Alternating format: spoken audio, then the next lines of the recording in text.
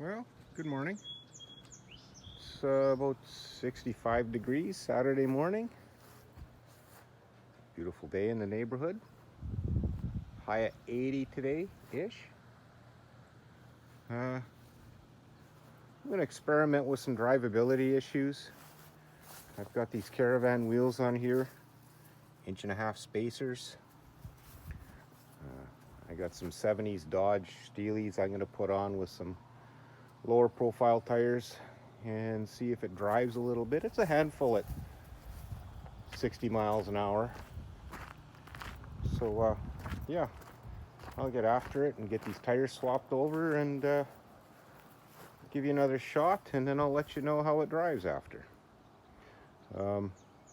See what happens. Well, there it is. I don't like the look of the little tire.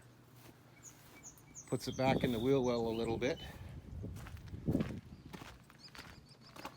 I don't know.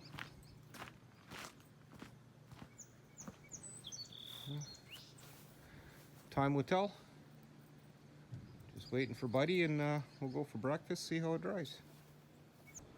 Well, there it is. Just went for a road test. It's much improved.